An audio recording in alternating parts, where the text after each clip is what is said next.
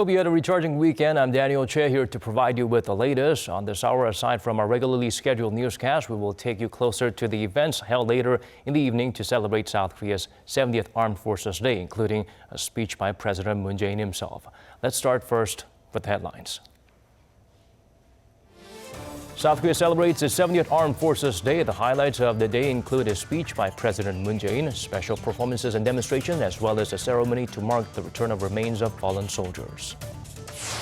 U.S. and Canada reach a trade deal that's expected to replace the North American Free Trade Agreement. A new deal could preserve a trilateral bloc with Mexico. More than 800 people are killed after a 7.5 magnitude quake and tsunami shake up Indonesia's Sulawesi Island. Over in Japan, typhoon Trami sweeps across the southwestern regions of the country, taking lives and injuring dozens more.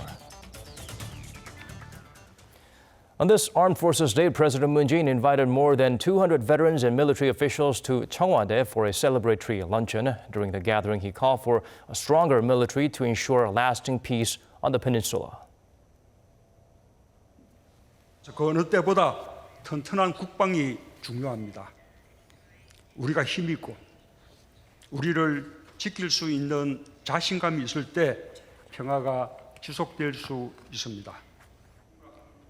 With the top commanders of U.S. Forces Korea also in attendance, President Moon stressed the importance of Seoul-Washington alliance.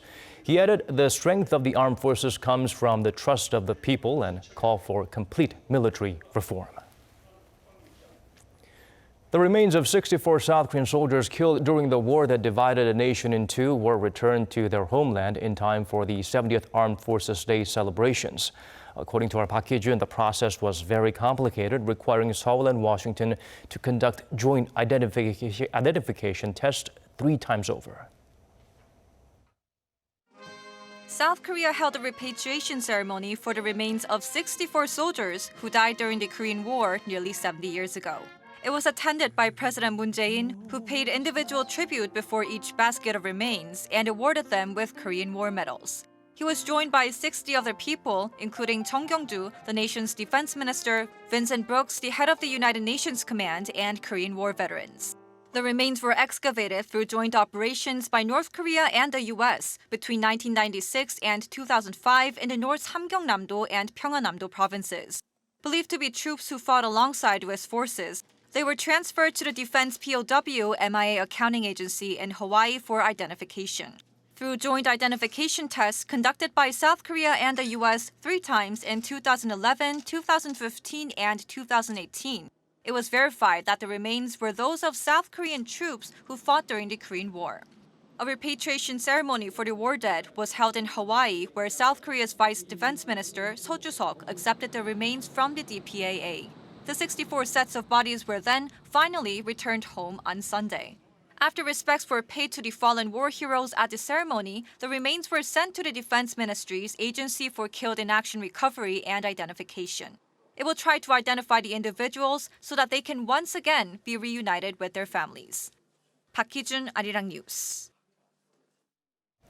Commemorating each soldier's service and sacrifice in light of the 70th anniversary of Armed Forces Day, the main event is about to start at the War Memorial of Korea in Seoul. Honor Guard rifle commands and marching bands' Korean traditional music performances are taking place before the main event kicks off very soon. Unlike the previous ceremonies, this year's Armed Forces Day does not include large military parades. Instead, South Korean military's future combat systems, such as the Army's Warrior platform and drone bots, will be on display.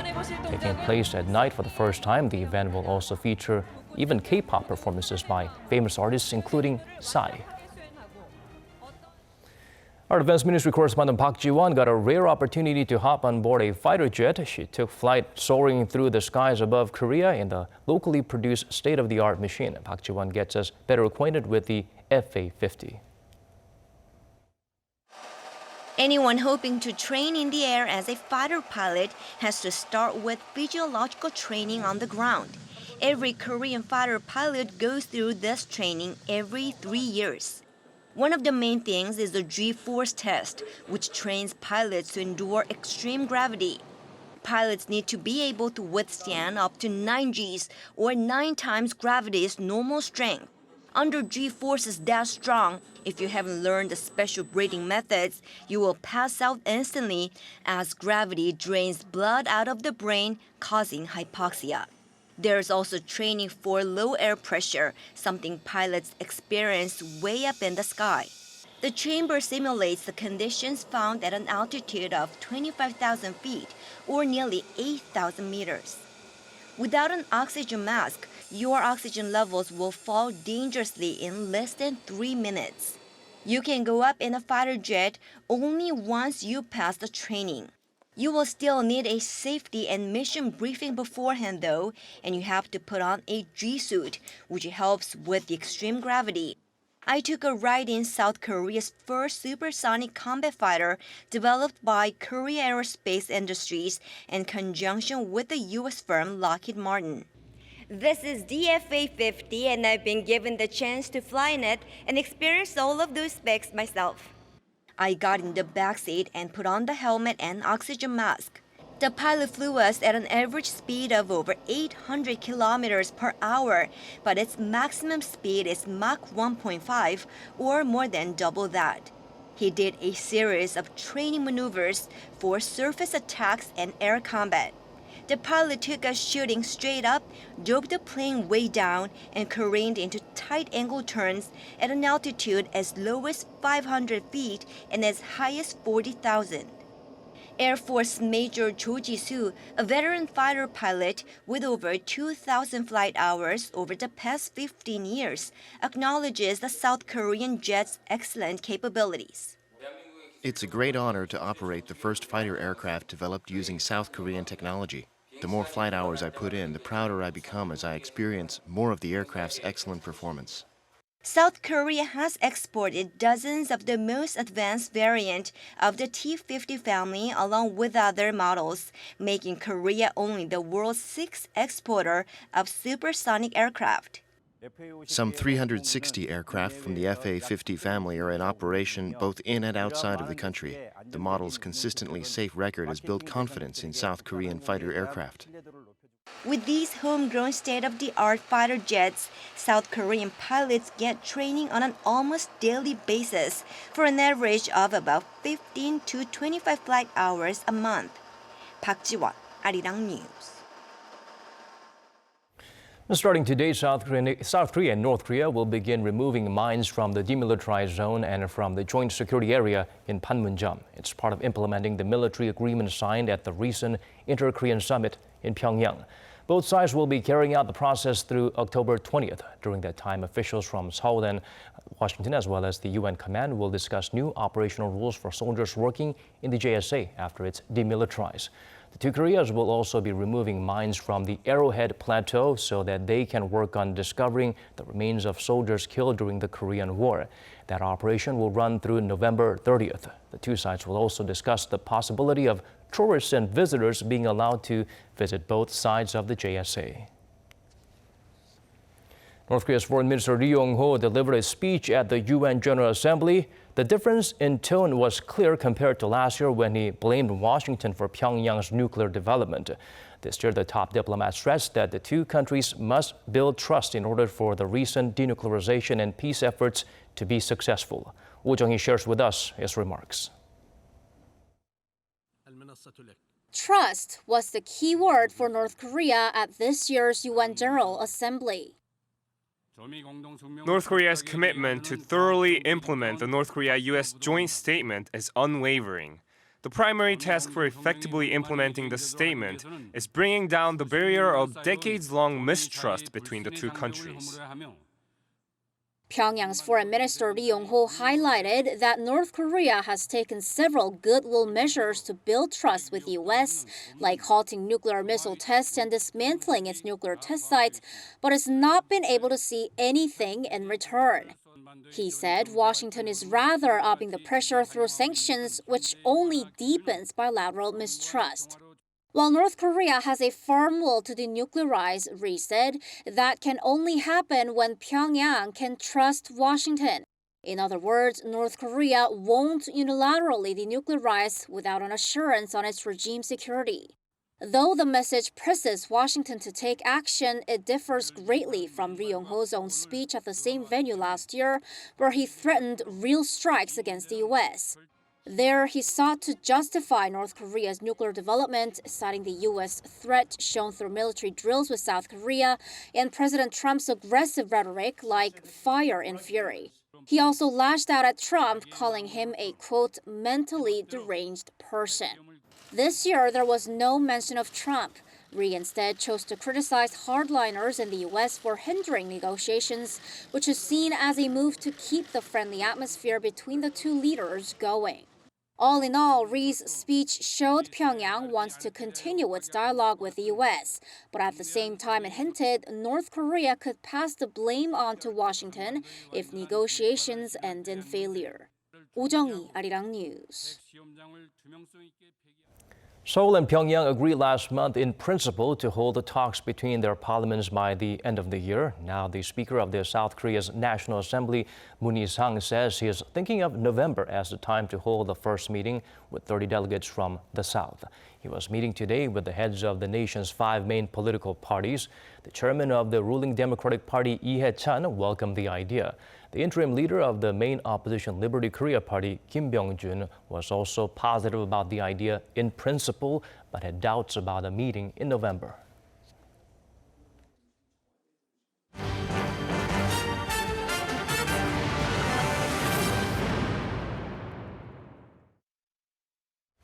South Korea's Trade Ministry released its preliminary data on exports and imports for September. For the 5th month in a row, outbound shipments topped $50 billion.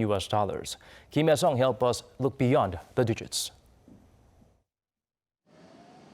Korea recorded $50.6 billion of exports in September, passing the $50 billion mark for the 5th consecutive month. On year, the figure is down 8.2%, falling by the sharpest margin in over 2 years. But the decline is likely due to fewer working days. There were 4 fewer working days in September due to the Chuseok holiday, resulting in a fall of around $8 billion. But average exports per working day jumped 10.6% on year, recording $2.59 billion, the highest on record. These strong export figures came on the back of robust semiconductor exports, which increased more than 28% on year last month to record $12.4 billion. Petroleum goods exports also expanded by double digits on strong demand and rising oil prices. But Korea's other major exports, including autos, machinery, and ships, all fell. Exports of ships fell as the cyclical global shipping industry remained sluggish. Auto exports dropped this month mainly due to shorter working days.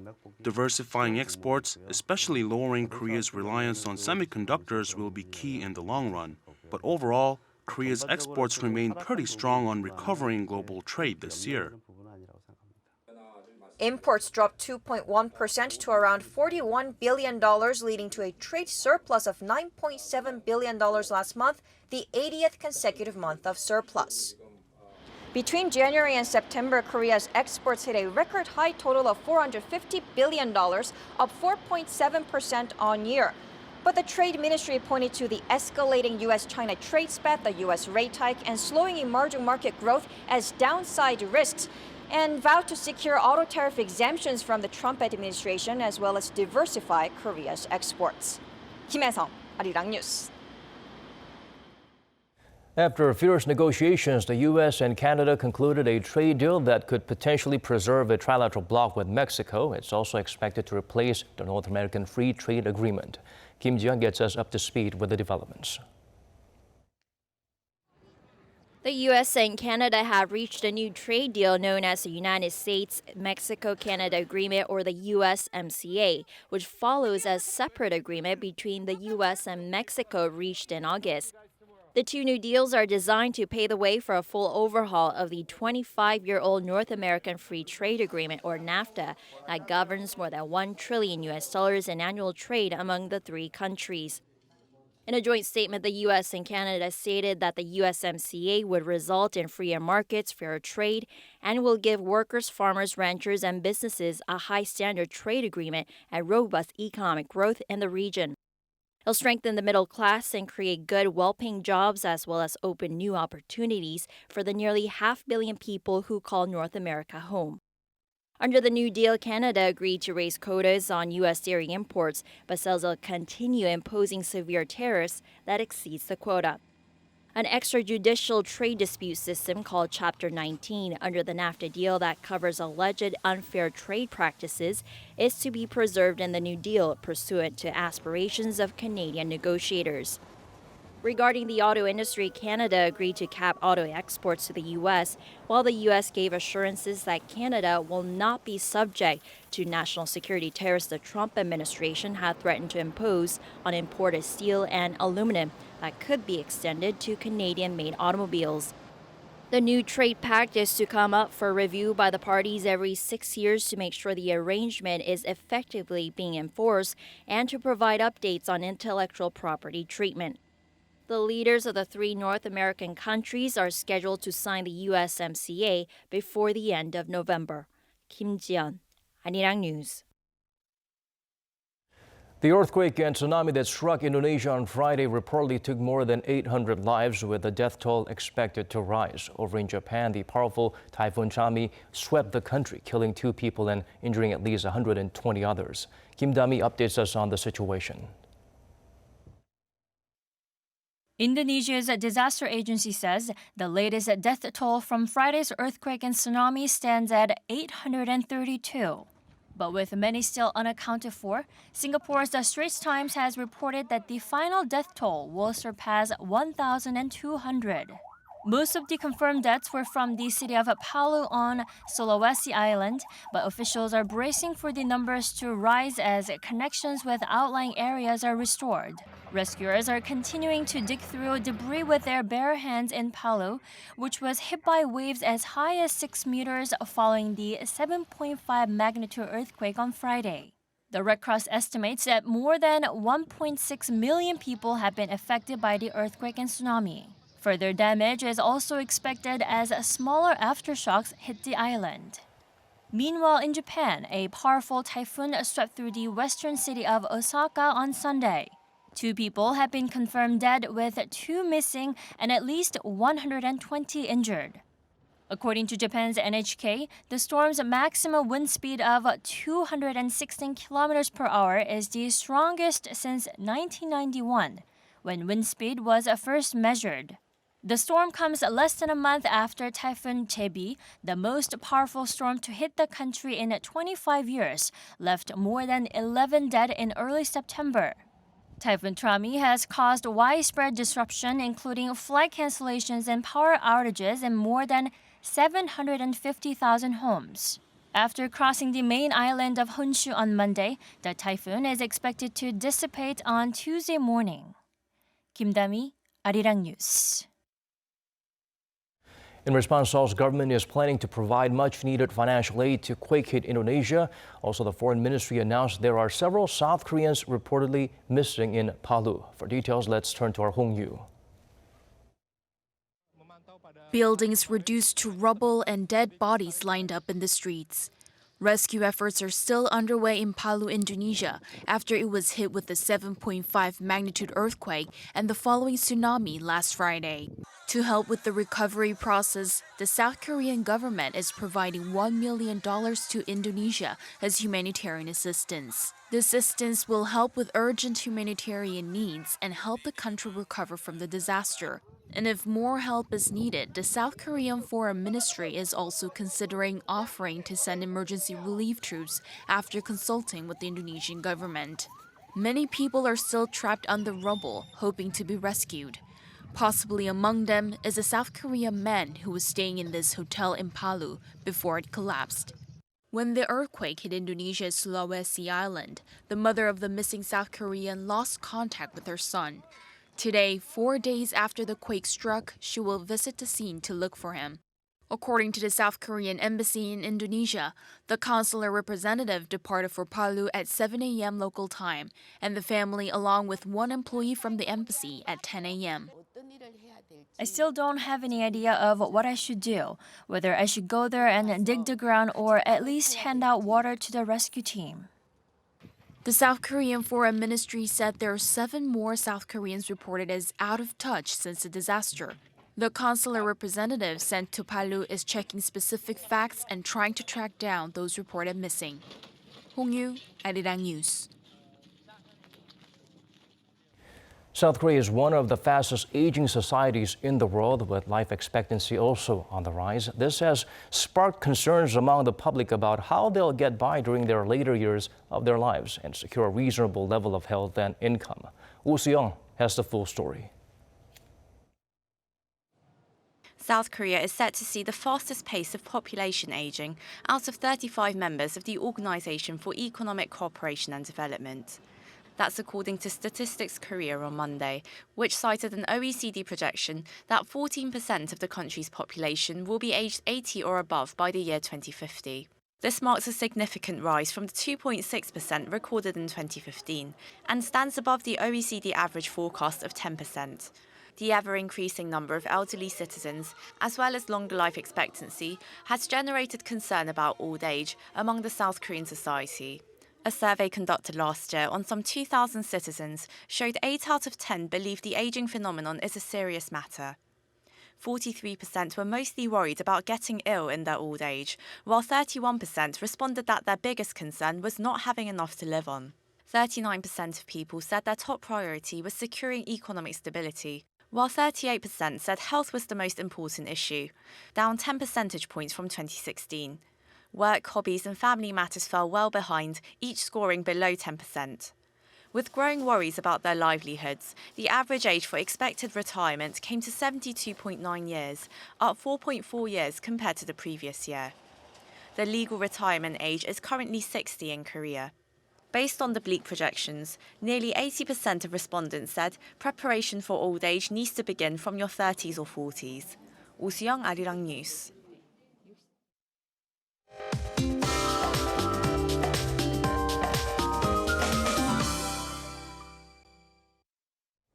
Hello, Michelle Park here with the latest weather update. It's been a cloudy day here in Korea, and some areas are even getting unexpected showers. But it is expected to clear up tomorrow, and Pyongyang will have similar highs as Seoul tomorrow, but Beijing and Tokyo will be a tad warmer. Now, we have another typhoon named Kongray, meaning mountain in Cambodian, which is coming up close by this weekend. Now, at this point, Kongray isn't going to affect Korea much, but there's always a chance it'll change course, so stay updated throughout the week. And tomorrow's morning temperatures are expected to fall even further. Seoul begins the morning at 11 degrees Celsius, Chuncheon down into single figures. Now, there is still a big jump into the day, though, Seoul and most of the regions topping out into the low 20s. Now, Seoul will enjoy mostly clear skies this week, but those of you in Jeju should have your umbrellas handy on Friday through Saturday. I'll leave you with the weather conditions around the world.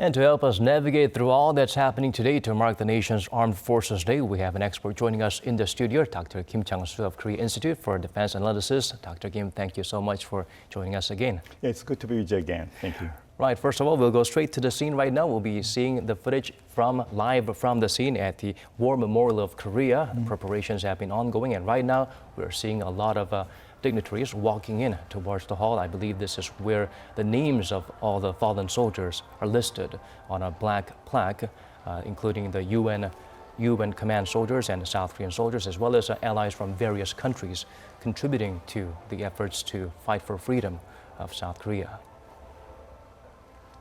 It's President Moon Jae-in and the First Lady Kim Jong-suk walking together. We do have a new defense minister, a newly appointed defense minister, and interestingly, he is the first defense minister with an Air Force background. Oh, he's the second one. The second one in 24 years.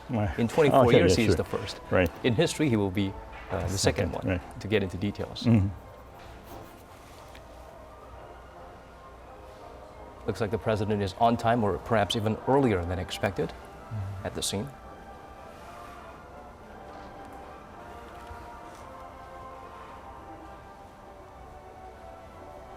And of course, the USFK commander is there as well.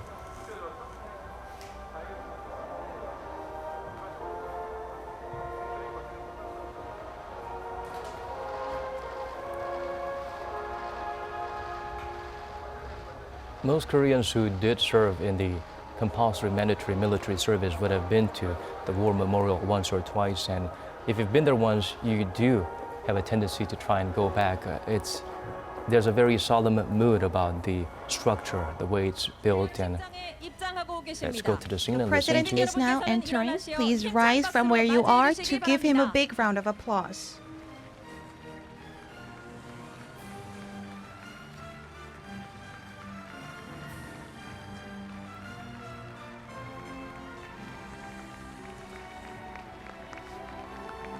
이제 기수단이 입장하겠습니다. 기수단 입장.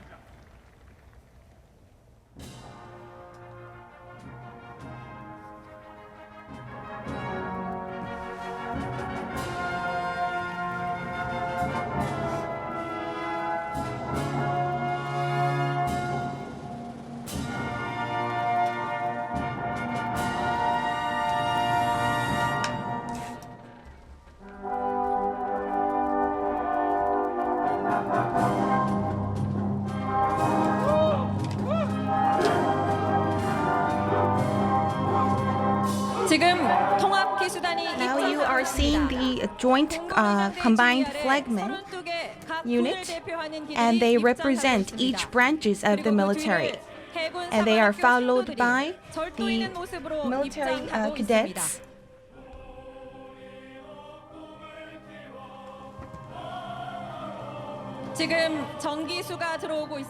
Now you are also witnessing the flagmen who are carrying the taegukgi, and on the right side you see the National Defense Ministry, and also seeing on the left side they who represent the Army and the Navy, Marine Corps.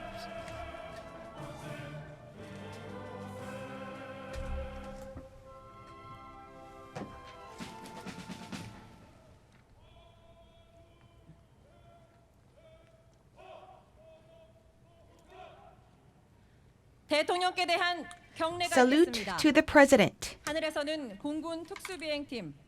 We will also see the Black Eagles.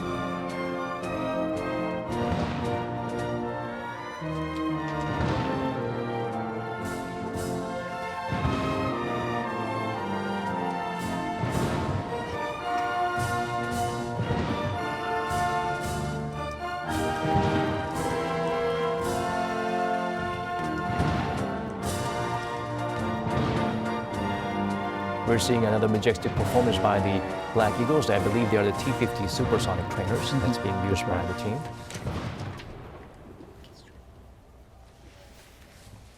And most of the technology and the know-how required to build this jet is homegrown, indigenous technology. The president will be involved, seated. which we take pride in. That's right.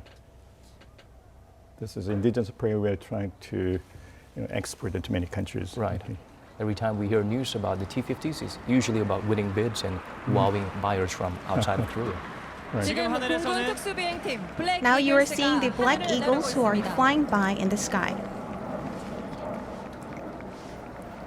So how does the ratings go in terms of difficulty or experience that's required for pilots? Is it test pilots, 제70주년 aero stunt pilots, and fighter pilots? Which one is more 국기에 대한 difficult or 경례가 demanding? 있겠습니다. I should be in a 관사에 pilot. 계신 내빈 Yeah, of course. 여러분께서는 Fighter pilots? Yeah, 앞에 that's 보이는 number 기수단 one. 국기에 But 대하여 also we have a lot 경례하여 of 주시기 simulation 바랍니다. facilities, and so many of them go through a very similar process of training and exercise.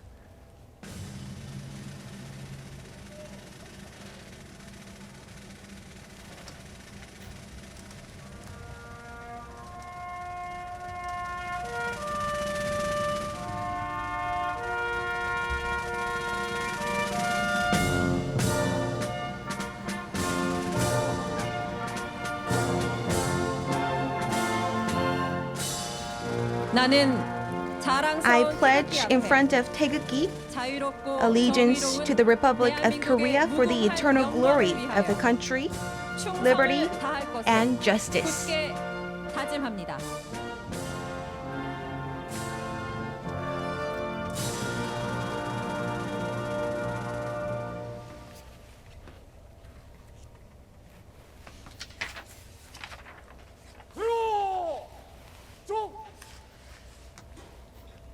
다음은 애국가 제창이 있겠습니다. Now we will sing the 애국가 national anthem in unison. It will be sung together with our military along with the distinguished 애국가를 guests. 선창하는 장병과 가족은 For the soldiers and the families, 부친 백금현님, we'll be also singing the national anthem in unison, which represent the Navy, Army, and the Air Force. 공군 문현우 일병과 모친 조윤수님입니다. 애국가는 4절까지 제창하겠습니다. The national anthem will be sung onto the 4th verse.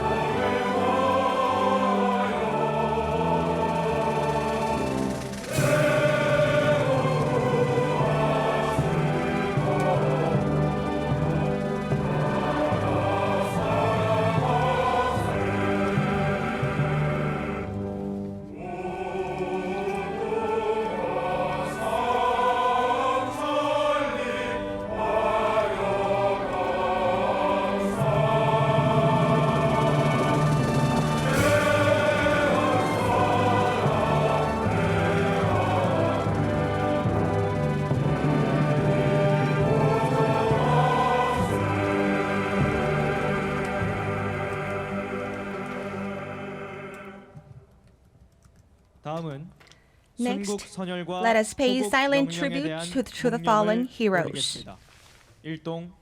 Silent tribute.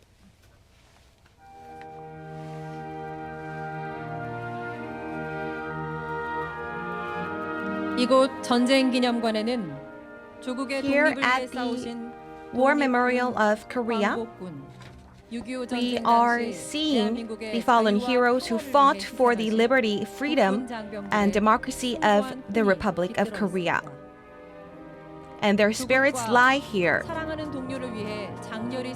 They sacrificed their lives to secure the homeland and their colleagues and their families. And based on this spirit, we stand here on the proud Republic of Korea and we will continue this history. And this is something that we pledge today.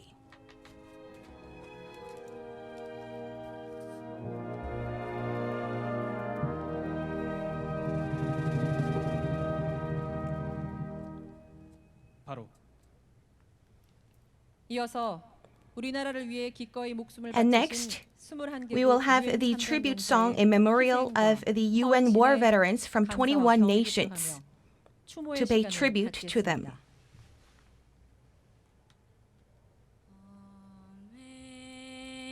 Amazing grace, how sweet the sound that saved a wretch like me.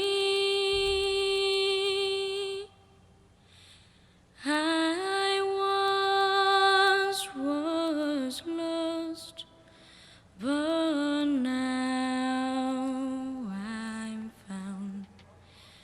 Was blind, but now I see.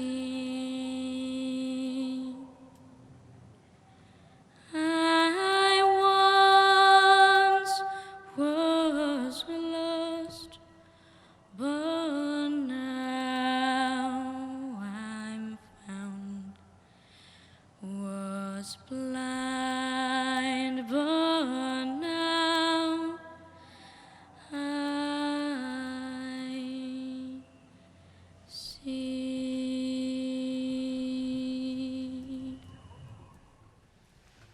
내외빈 여러분께서는 자리에 Now 앉아주시기 please be 바랍니다. seated.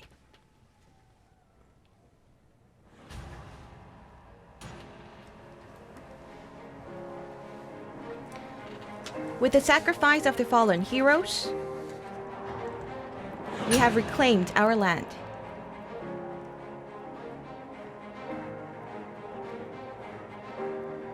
And based on the dedication of our people and the military and the support from the international society, we have secured our homeland from this crisis. And thanks for all of these efforts and dedication, we are here on proud Republic of Korea, and we have made a strong military.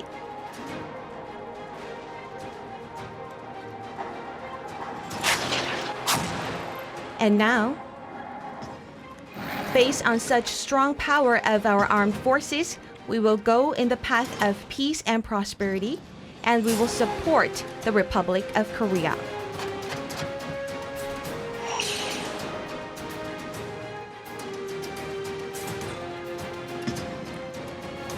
Korea's armed forces are all across the world, and they are preparing for the future.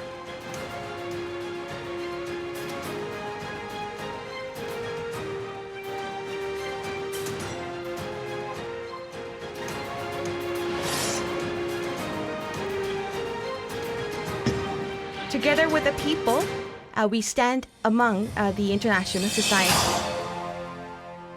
다음은 국방부 장관 Next, 환영사가 we will have the 있겠습니다. defense minister's address.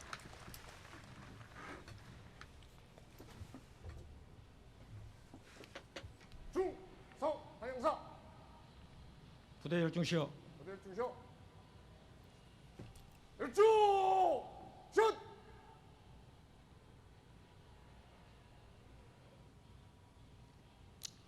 Celebrating the 70th anniversary of the National Armed Forces Day, I would like to extend my deepest gratitude to the President, the citizens, and the distinguished guests for taking part in the ceremony. In particular, I would like to welcome the descendants of the fallen heroes of the Korean War and UN forces, as well as the U.S. Armed Forces in Korea and soldiers from around the world. I would also like to extend my welcome to the cadets of all forces and exemplary soldiers, as well as the drone prodigy Kim Min-jae. I would like to sincerely thank all of you and pay my respect who joined to support the Korean Armed Forces Day on this beautiful autumn evening. In order to be closer together with the Korean people, we are hosting this commemorative ceremony at the War Museum located at the center of Seoul in this Peace Square in this evening time from this year onwards. The venue, War Memorial Museum, beholds the history of our people who overcame the hardship and adversities. It is where the emotional narratives of the martyrs and fallen heroes are written in. To feel and remember their noble sacrifices, many people visit this museum every day. Such minds of our people, holding our country near their hearts and yearning for peace, are the strength and the future of Korea. Leaving behind the history of war and atrocities, we are now opening up a new era of peace and prosperity. In the inter-Korean summits held in Panmunjom and Pyongyang, we witnessed hope that we can bring forward real peace. As witnessed through lessons from history, only strong power can secure peace and make renewed peace. Therefore, our military will focus on our own mission to enable the government's efforts to establish eternal peace and denuclearization on the Korean peninsula bear fruit. Based on strong defense capabilities, we will proactively implement military agreements to fulfill the materialization of the Panmunjom Declaration. The disarmament of the JSA and joint recovery projects of war remains in Cheollon County have already begun today. Earlier today, we held the repatriation ceremony of the remains of the 64 fallen heroes that has been returned to the U.S. by the North. One day, we will be able to directly repatriate the remains of the fallen heroes through joint excavation. We will no longer leave our citizens in the fear of war. With strong power, we will safeguard the ordinary daily lives of our people. The order of our people, which is defense reform, will be accelerated to make a strong military that can respond to multifaceted security threats and a military that can be trusted by our people. In order to build a responsible defense posture, the ROK-US alliance will be intensified while strengthening the core defense capabilities of our military to secure the ability to lead the ROK-US combined defense capabilities. We will also transfer the OPCON at the earliest possible. The fourth industrial revolution technology will be applied to all areas of national defense to transform ourselves into a smart national defense and digitally strong military, and a military that claims victory. Based on such enhancements, our military morale will be boosted even more. And for our people to be safe and to protect them from war is our mission, and this is what I know. The Korean people are reassured and will be supported by the defense armed forces. I would like to ask you for your unwavering support. We will fulfill our duty entrusted by our citizens and will exert full efforts to walk toward peace based on strong military and national defense capabilities. Thank you.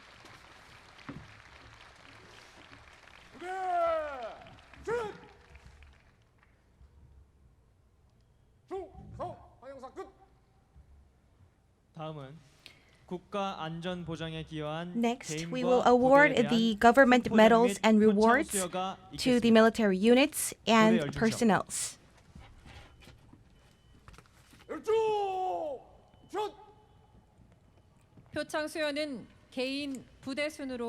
We will first carry out the award ceremony for individuals and then followed by the military units. The president will now move to the center of the podium.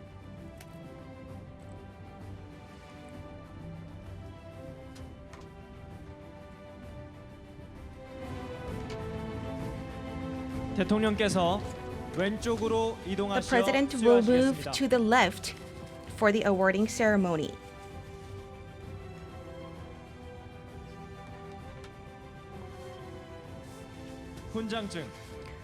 Order of Merit. Lieutenant General Choi Byung-hyuk of Army 5th Unit. The following merit is given in accordance to the Constitution of the Republic of Korea. President of the Republic of Korea. His medal will be awarded, and the medal will also be given to him. And he has contributed greatly to enhance the defense posture, and we will also give the flower bouquet to his wife.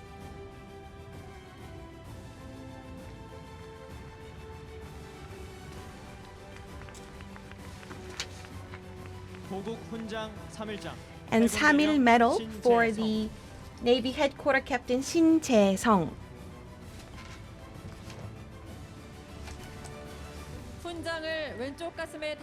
The medal will be also awarded,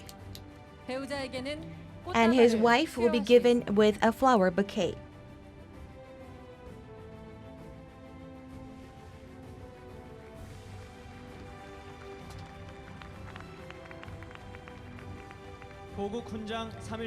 And 3일 medal to the ROK U.S. Combined Forces Command Military Committee Colonel Sean Burke. The medal will be given,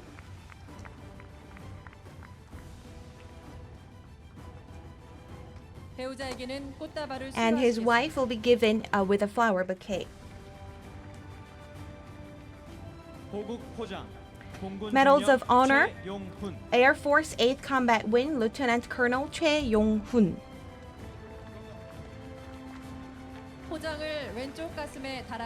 The medal will be given,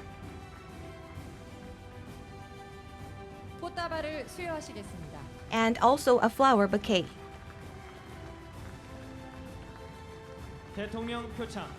And Presidential Merit Medal to Marine Corps Master Chief Petty Officer Lee Young-gil.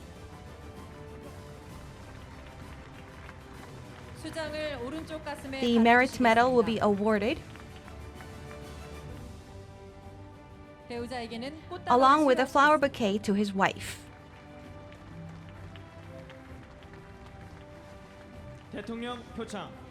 Presidential Merit Medal, Administrative Deputy Director Lee Mi-suk. The Merit Medal will also be awarded,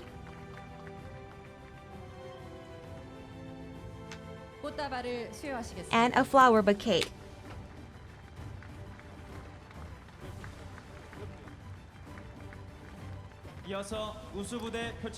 And next, for the model military units, for the ROK U.S. Combined Forces Command. The entire unit has contributed greatly to securing the national defense, October 1st, 2018, the President of the Republic of Korea. They have shown future-oriented ROK-US alliance, and they have contributed greatly to national defense. The Presidential Award to the Navy Educational Command Headquarters. The Educational Command Headquarters have established a very advanced curriculum and contributed greatly to the Navy.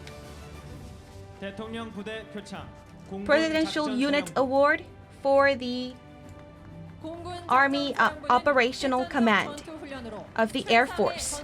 The Air Force Operational Command has contributed greatly to the operations.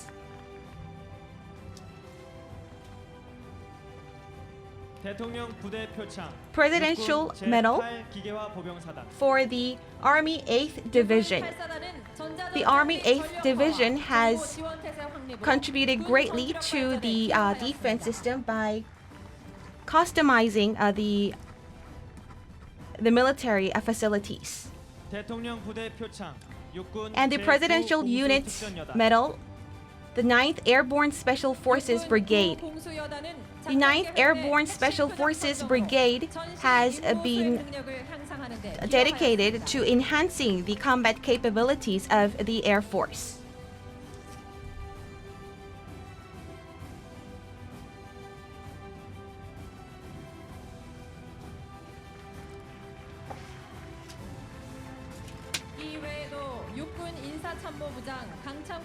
And also, 7 others in the Army have also been awarded with the medals, and the Army 7th Division, 5 units have been awarded. Ladies and gentlemen, please give all of them another big round of applause.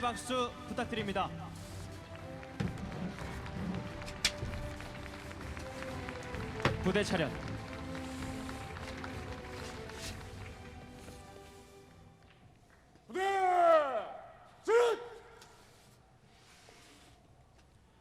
이어서 대통령께서 Next, 기념사를 the President will deliver his commemorative speech.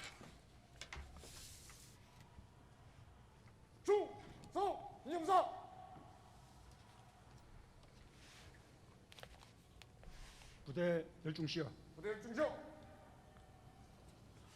열중! 준!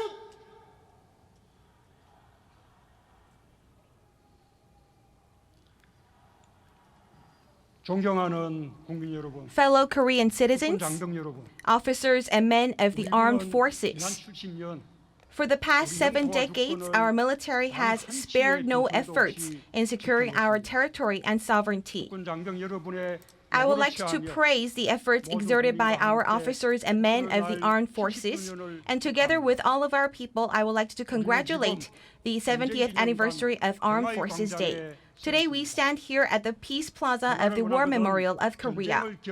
The phrase, "If you long for peace, remember the war," is engraved here at the plaza. We still remember the atrocities of the war. And that is why we desperately long for peace. Were it not for the sacrifice and dedication of our armed forces, we wouldn't be able to take a step forward towards peace.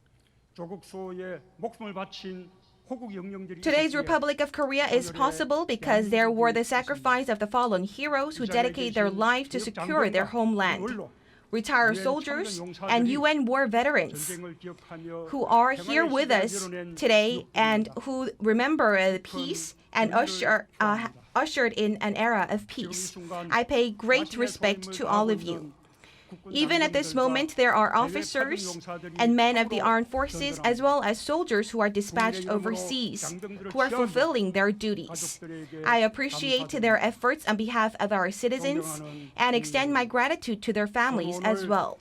Fellow Korean citizens, today I'm filled with emotion as I can speak about the era of peace, ending the threats of war on the Korean Peninsula.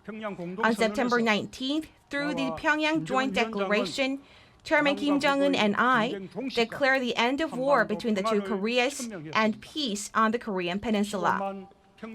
I also addressed 150,000 Pyongyang citizens and promised to make a peaceful Korean peninsula free from nuclear weapons and nuclear threats. However, peace does not come at once. Peace can only be sustained when we join efforts, and this is something that we shall never forget. Now, our military needs to stand at the forefront of establishing peace on the Korean peninsula. Making peace through efforts is the mission of our military, and a strong military is the true agent in an era of peace. In just half a century, we've built fighter jets and tanks, and even a 3,000-ton strategic submarine. Our national defense power has made remarkable developments. Now, through intensive military reform and defense reform, we're advancing into a military of all people. I believe in the potential of our military.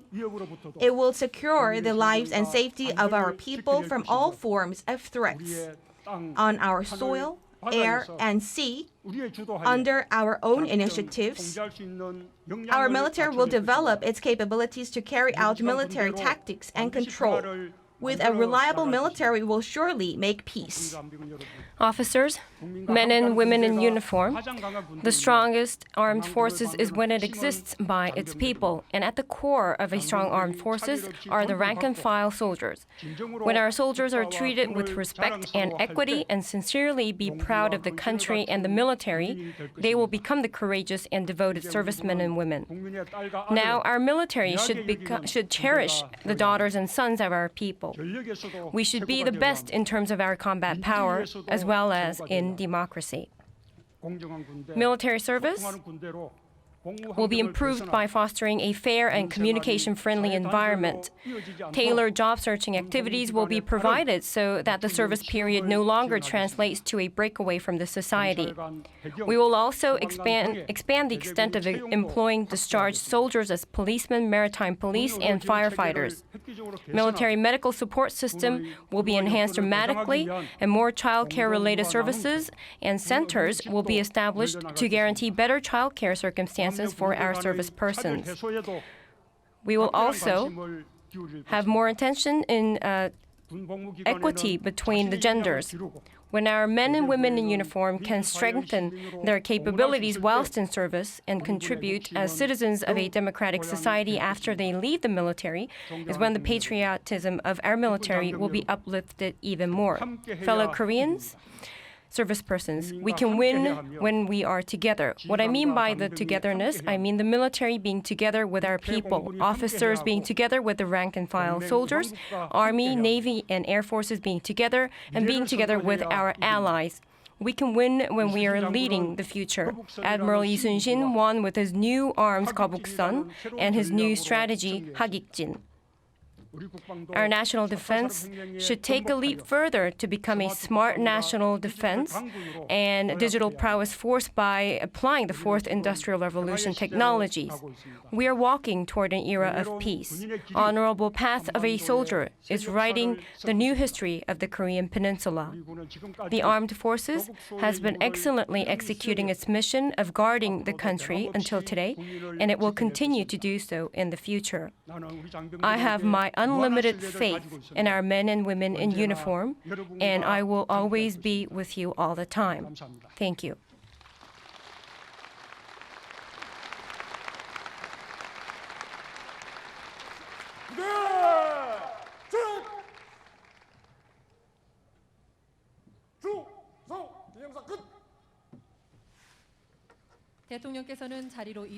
The President will return to his seat.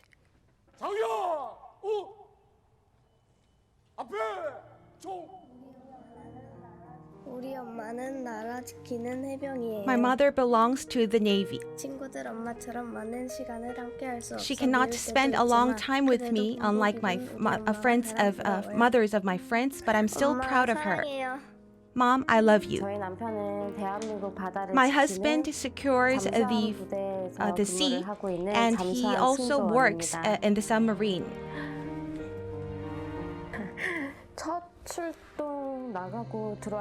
After he came back from his first combat, I felt that he was a born military personnel, and I am always cheering and supporting my husband who is securing our seat.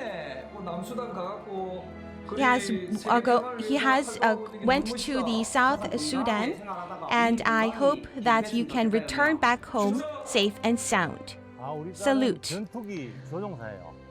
My daughter is a combat fighter jet pilot, and she does not complain, and I believe that she is a veteran, and I'm very proud of her. He's been with the Army for about 7 to 8 months. The first thing I came back home was I lied on his bed and wanted to smell his traces. And I'm so proud of my son. I miss you. You're always by our side, protecting us. The armed forces is our family, our friend, our loved ones. I love you.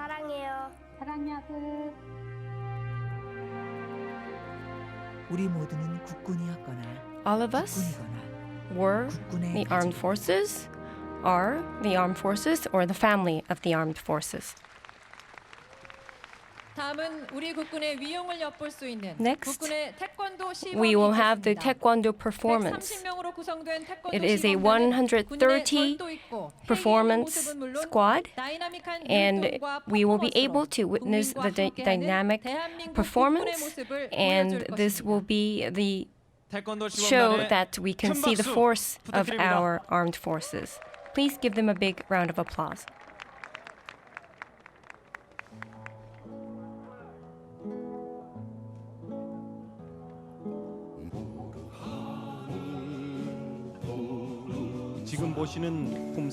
You are watching the Pumse, the 7th, 8th, and the 9th, and it has been applied to a new creative Pumse posture.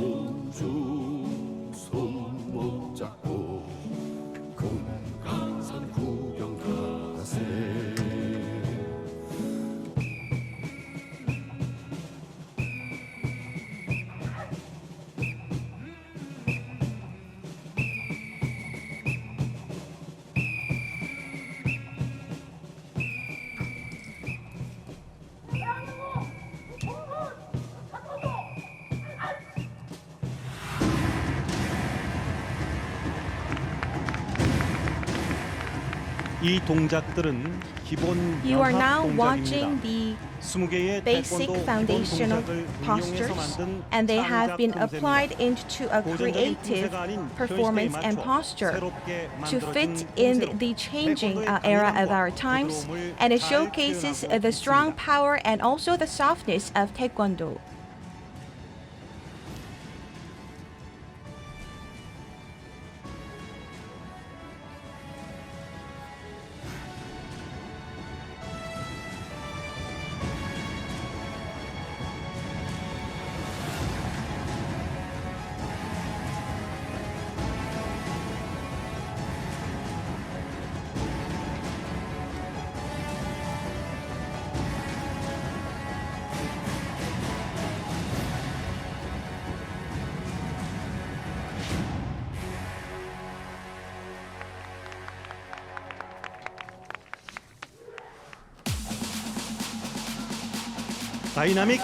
Now the dynamic Taekwondo dance.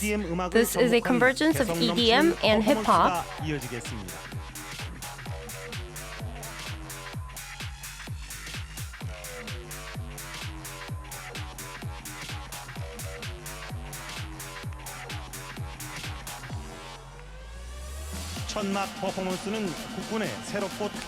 This new performance is showing the new challenges that the National Armed Forces is taking.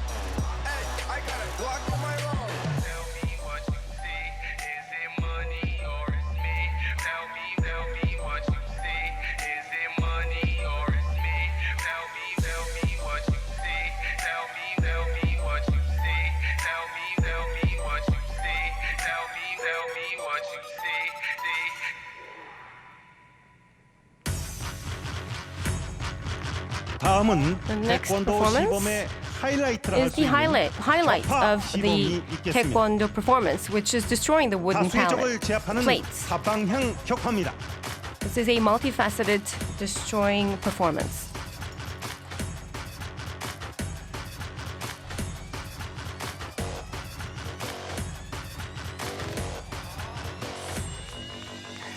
다음으로 보시게 될 격파는 Next, 도약 격파입니다. crushing 한 번의 도약으로 is 고정되어 있는 jump and 목표물을 crush. 격파하는 기술입니다. By jumping, it is a one-time hit to crush the plates.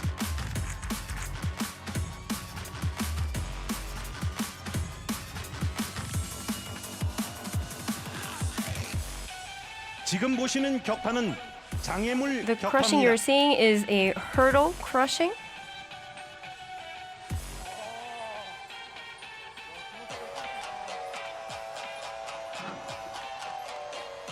수평 수직으로 회전하여 Vertical 격파하는 and horizontal 회전 crushing. 격파입니다. Rotational crush.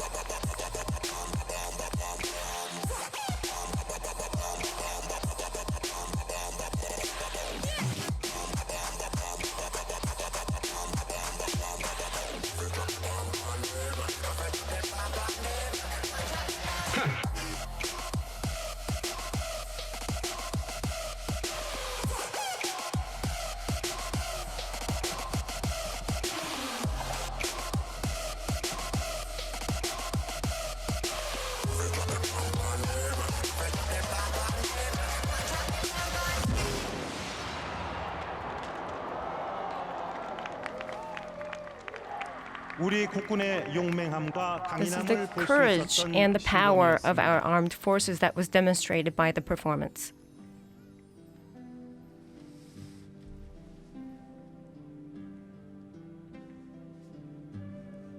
태권도 시범단에는 전 현직 The 태권도 국가대표 performance 선수 squad 출신들도 are 대거 consisting 포함되어 있다고 of 합니다. the national athletes of Taekwondo.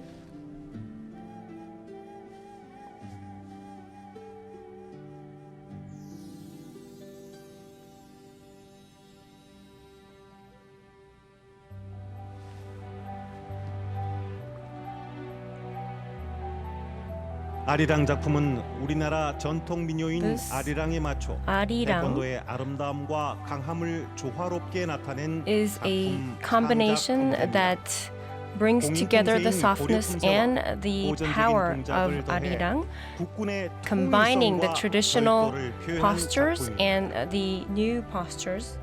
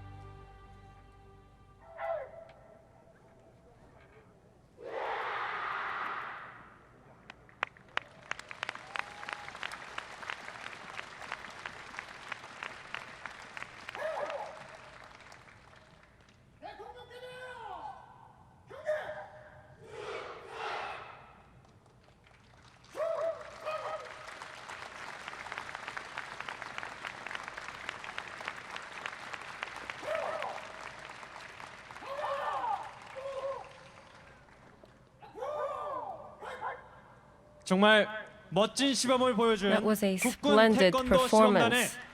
다시 한번 큰 Please 박수 give them a big 부탁드리겠습니다. round of applause once again.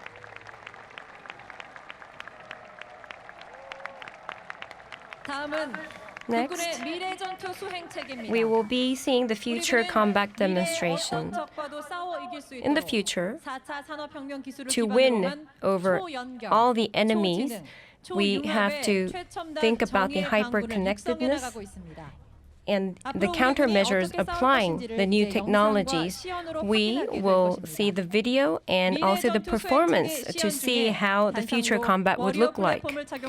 And the warrior platform will be worn by the soldiers who will be on the podium, and there will be some shots that you will hear in the background, so please do not be surprised or shocked. Next, we will start the future combat capability simulation. Today, marking the 70th Armed Forces Day, we have developed the sophisticated level of weaponry and a convergence military service, and we will be demonstrating our updated services to you. On soil, air, and sea, our armed forces are able to secure our homeland and the safety of our citizens. In the radar of our soldiers, we have detected an enemy.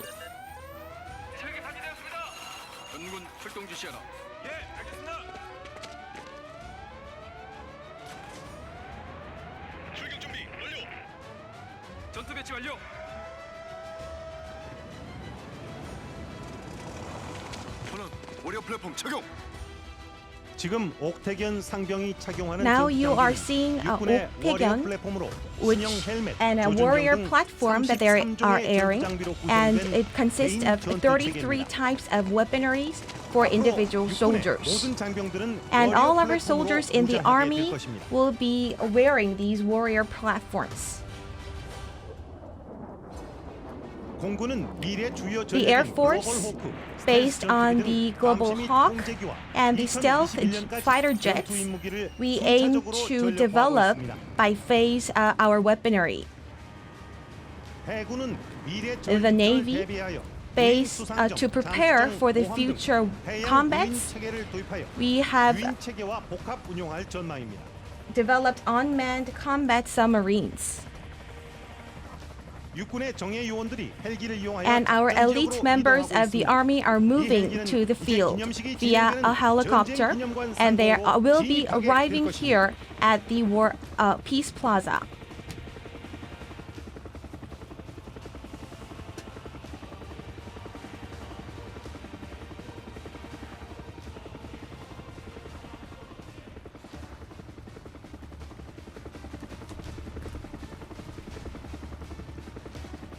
In the skies of the War Memorial of Korea, we are witnessing soldiers who are coming down from the helicopters and are descending from the helicopters.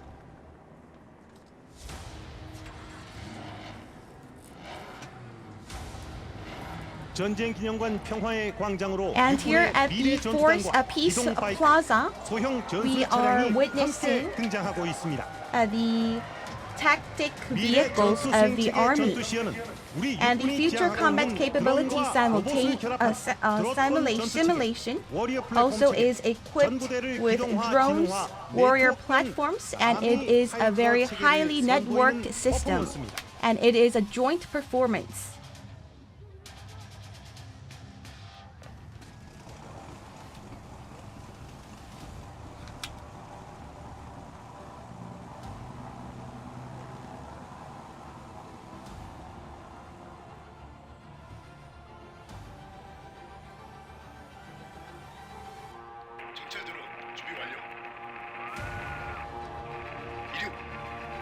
And at the plaza, we are witnessing drones and autonomous vehicles on display.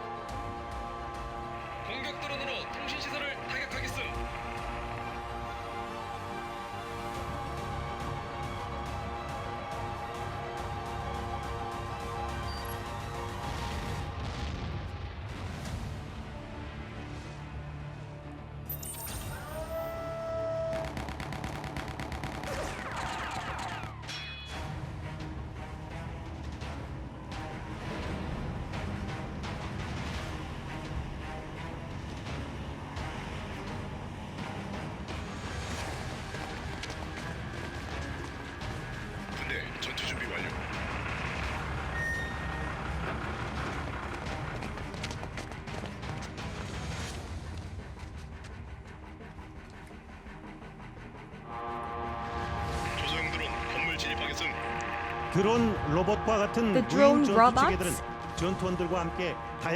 together with our soldiers, will be on the field.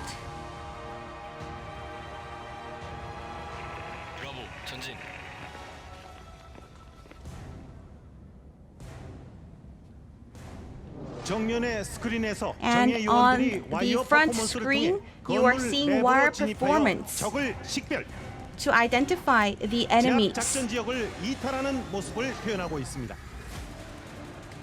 And they are on display on the screens in front of you.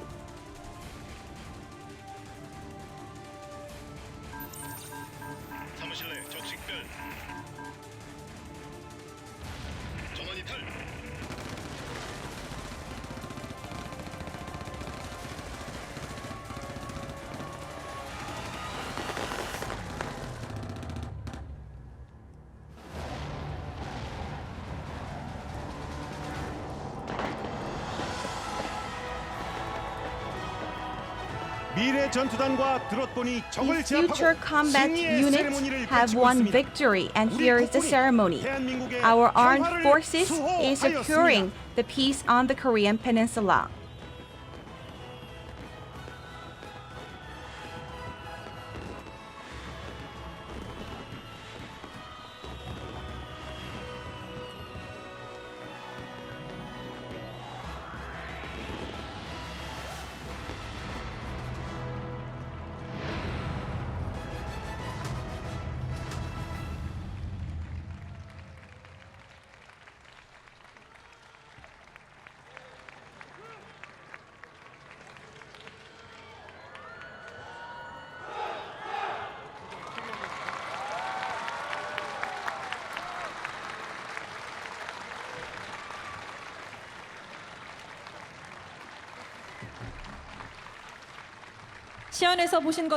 As you saw in the demonstration, our military will claim victory against any types of enemies, and we will focus our efforts on building a strong military. And this concludes our simulation. Please give them another big round of applause.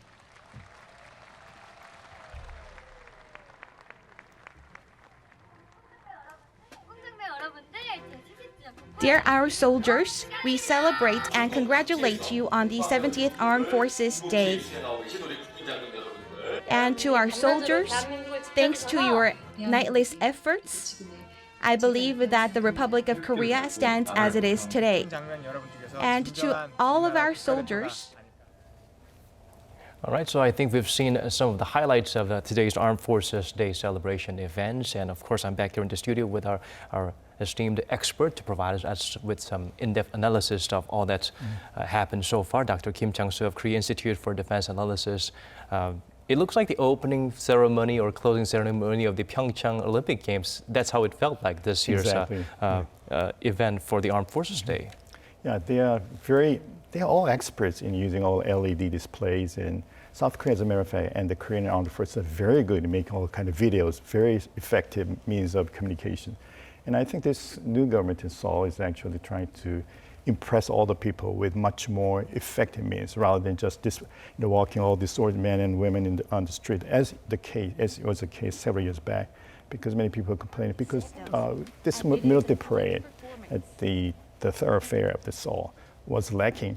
But I think now seeing all these kinds of shows and displays, I understand why they plan this way. But it appealed to a mass audience. Instead of back in the past, it was just an affair for the military brass or military personnel to sit back and look at what they have accomplished so far. That's right, and because we had a very similar performance in the past, even on the same place. But this time, one thing I noticed is that this was playing, in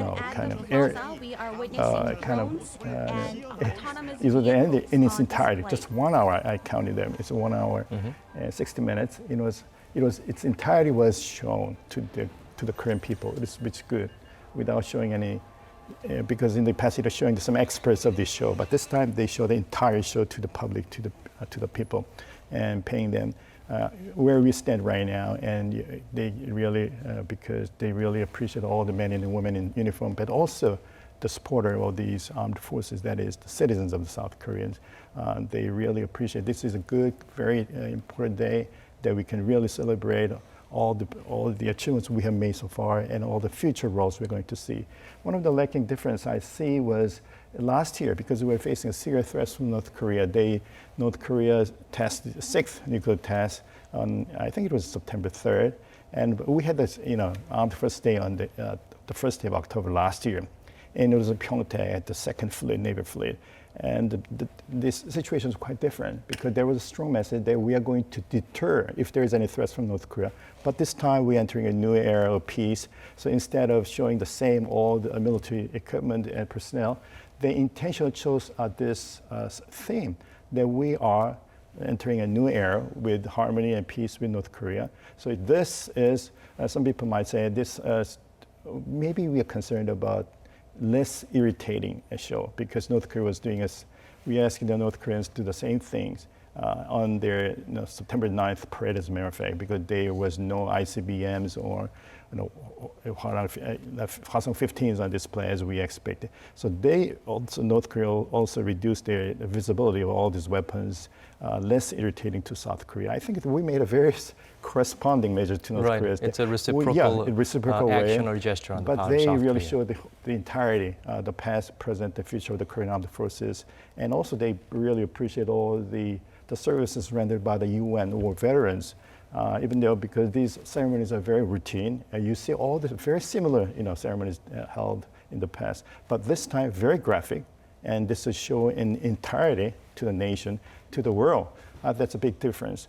But the most different, the key difference between the past performance and this year's performance is that we are entering a new era operation. Even though there are some concerns that we just cannot trust North Koreans, but I think these are very legitimate concerns. But the president and the government are trying to show that we are about to enter a new age. It's a message of let's give peace a chance. That's right. It's time to give the benefit of the doubt while we maintain some level of guarded up. That's right. And as repeated optimism. in the president's speech and also Minister of National Defense speech, the peace only comes through strength. Right. The strength should be built by South Korean armed forces and supported by the people. So we need the trust of the people, and we should continue to maintain these very strong armed forces. And this is very effective and very elite forces. And that's why we are going to reduce the number of troops, and they're going to reduce the service period for each service. So this is a part of a whole kind of military transformation, I would say, as a whole. Whenever President Moon Jae-in goes on to conduct some level of diplomacy to set a reconciliatory tone with North Korea, he appears to focus just as much on being ready in the national defense front, whether it's launching the submarine or discussing joint drills with the U.S. And of course, even in today's speech, he talked about how remembering war is one way of being prepared and appreciating peace. What about his speech stood out for you, Dr. Kim, today? The thing that stood out most for me was different context. He was making this address because, again, last year and the previous years, we were talking about how we're going to deter North Korean threats, which was enemy to us back then. But now we pledge we're going to have a much better relationship from a foe to a kind of state-to-state relationship. That's why the role of the armed forces should also change or adapt to the changing situation. I think the whole focus was now we are about to enter a new era of peace and reconciliation and also prosperity. So the role of the armed forces should also change to adapt to new situations. So that's the whole message that has been echoed by the President and the Minister of National Defense. It's a new Defense Minister, Chung Kyung-do. Yes, this Air Force. So because the first thing we saw is that the repatriation wall remains at Seoul Airport, Seoul Air Base this morning. And also it was a speech made by our new defense minister, who was a 4-star Air Force general. And also a fighter jet pilot. Yes, that's right. So there actually, behind the scene, there's a lot of signatures of why we chose these specific topics in place and the person in today's whole shows from the morning to the night. Whether it's a regular Joe that's serving his mandatory 2 years in the military, there's always been a clear line of division that's separating from those in uniform and those civilians who are not. But I think right now it's a time for us to bring down that wall and make sure there's greater communication, just to let the world, let Korea know that it's closely interconnected, whether you're in the military or working a 9-to-5 job. Right. Right. Lastly, before we wrap things up, how do you see the military reforming from here on, other than maintaining better communication and becoming more open to the public? That's one thing, but we are going to see, because many people are talking about all the habits in the military, because there are some people, including the defense community, defense security command, for example. So they found a lot of things to be changed, to be revised as a matter for the better. This is not just this particular government's efforts, because all these kind of defense reform was there, haven't been there in the past. But we actually not succeeded in every efforts in the past years, in the past governments. But this time, the president made it very sure we are here really means that we're going to transform the military, and we're going to bring in very effective and very powerful defense reform, so that we can really be much more justified, much more reliable, much more trustworthy kind of.